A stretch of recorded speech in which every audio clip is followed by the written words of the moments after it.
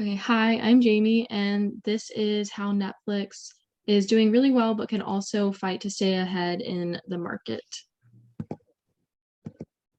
So, our agenda for today is the history of Netflix, the case summary that we'll be looking at, key issues that Netflix is having, both internal and external analysis, recommendations and implementations for Netflix, and the outcome of these implementations, and then our conclusion. So for the history of Netflix, Netflix was created in August of 1997 by co-founders Reed Hastings and Mark Randolph as a DVD rental service. So this is different from the streaming service that we know of today. In the early 2000s, the per rental model was dropped by Netflix so that they could focus on a flat fee, unlimited rentals model. And then in January 2007, Netflix introduced video on demand via the internet with 1,000 films available.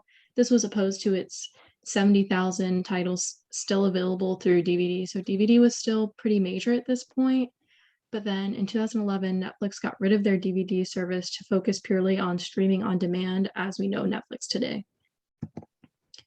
For the case summary, when Netflix first launched, it quickly became Blockbuster's biggest competition, but lately, or about 10 years ago, Blockbuster kind of left the scene. So in recent years, Netflix has had their own fair share of competition by streaming services such as Amazon Prime Video, Hulu, and Disney Plus, all of which present several key features that make them large competitors for Netflix. However, Netflix does have some advantages over these other services, such as first mover advantage, since they were the first streaming platform in the market, and their hit originals such as House of Cards and Orange is the New Black. But they'll probably need more than this to stay ahead. Now I'm turning it over to Erin. Some of the issues that Netflix is attempting to overcome include the differentiation in the industry. So for example, in 2017, Hulu differentiated itself from Netflix and Amazon by introducing the live television streaming, becoming the first and only streaming platform to do so. So that really made Hulu stand out. Additionally, the marketing strategy and brand disadvantages that Netflix faces. Unlike Netflix, which took years to expand internationally, Disney already had the advantage of having extensive knowledge of international marketing and an established reputation in the entertainment industry worldwide, whereas Netflix had to really build itself up from there. The lack of live television streaming platforms. For example, Netflix also competes against traditional cable services as well as live television streaming platforms. And now we're going to move into the analysis. Starting off with the internal analysis, Netflix's resources, including the tangible and intangible, are the software developers, filmmakers, and producers, the studios that Netflix is developing to support its creations, and the intangible resources are the content library, recommendation algorithm, and the brand itself. Netflix's capabilities. Netflix really succeeds in personalization, involving page personalization, search algorithms, and personalized marketing. Netflix has also successfully expanded across global markets. Their core competencies include the low-cost streaming service with many options at a cheap rate. And Netflix has proved to be really good at adapting. It's shown that it can adapt to the market and continue to flourish with all of its changes and more competition coming in. And one of the most popular things that draws people into Netflix would be the original series and movies. And the competitive advantage that Netflix has over all the other competitors is its ability to adapt to the pandemic, support new customers, create popular original content, and provide an ad-free experience. So now I'm going to hand it over to Devin. So for the VRIO framework, is Netflix valuable? Yes, Netflix is valuable. It has a great product. Is it rare? No, in the sense that it can be done by other companies, and other companies do it pretty well. Is it costly to imitate? Yes, it's not a cheap product or a cheap service to offer. And is the firm organized? Yes, they're organized, and they do have a sustained competitive advantage to compete in the market. So now looking at another analysis, we have the threat of new entrants. So in the market, new streaming platforms such as Sling TV and YouTube are kind of now the new competitors. Rivalry has existed among the Netflix and its competitors, as kind of discussed earlier. Some of them include Disney Plus, Hulu, HBO Max, and Amazon. So the bargaining power of suppliers. So 92% of Netflix's inventory does come from suppliers, kind of including Sony. So the suppliers, it's good to keep a good relationship with the suppliers. So there is a threat of substitutes because of the many different offerings. So Disney Plus has grown in the past year while Netflix kind of fell short of subscriptions. HBO Max has provided exclusive content, and so this is another substitute product that subscribers are kind of leaning towards. And then Hulu offers cheaper subscription with ads and also has a student discount, discounted subscription. So these are kind of threats that Netflix does face. And the bargaining power of buyers, because there's very high buying power and the many offerings, this is high.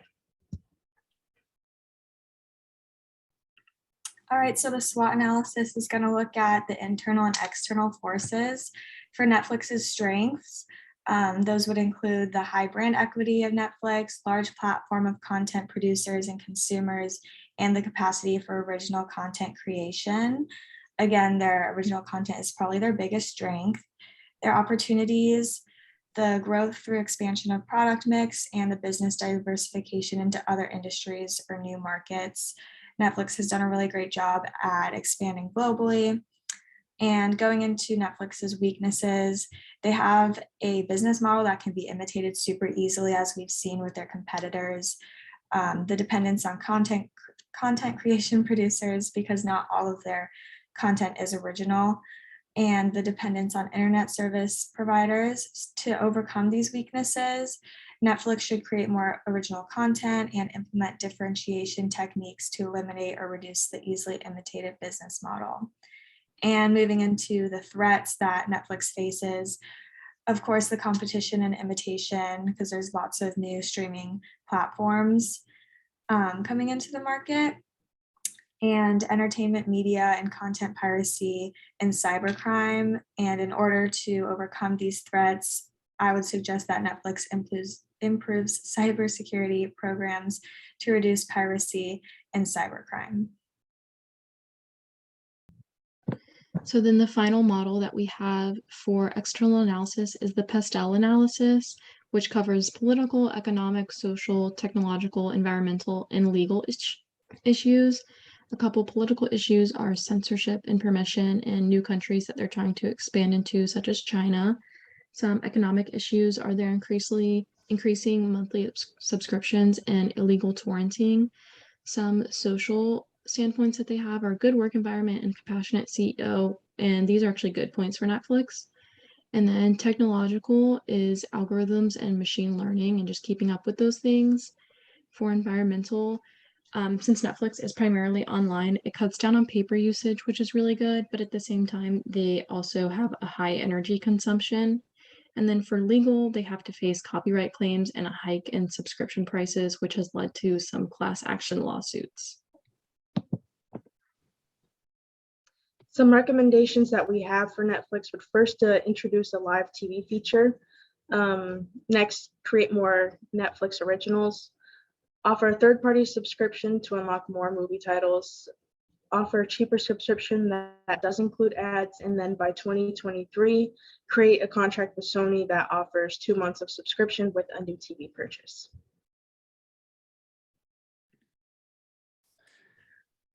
So for the implementation for the live TV feature, we would advertise this feature as having even more live TV channels than Hulu, which could beat out Hulu as a competitor. For the originals, launching advertising campaigns with popular celebrities that kind of draw in the customers. And then to collaborate with HBO Max and offer a bundle subscription, this would utilize the advertising powers and fungible Netflix and HBO Max and kind of gain a good market share from the potential customers. And then a cheaper subscription would implement personalized ads experiences, which could gain in new customers that can't afford the base subscription already. And then the expected outcome, Netflix Live can attract new customers that are looking for a live TV feature like Hulu. This can create more Netflix originals, can cut costs, and drive in new customers that are seeking content that only Netflix provides. A bundle subscription with HBO Max, it might not bring in as much revenue, but it can help dominate the market. And then a cheaper subscription will gain customers that are looking for a cheaper option, but it can bring in more profit through what Netflix will gain from the ads. And then the cost basis model would be an increase in about 10% in the market share. We're looking at potentially 15 million new customers.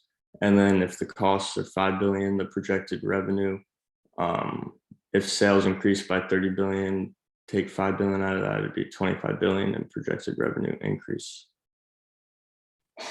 And that was our presentation on Netflix staying ahead in the market. Thank you.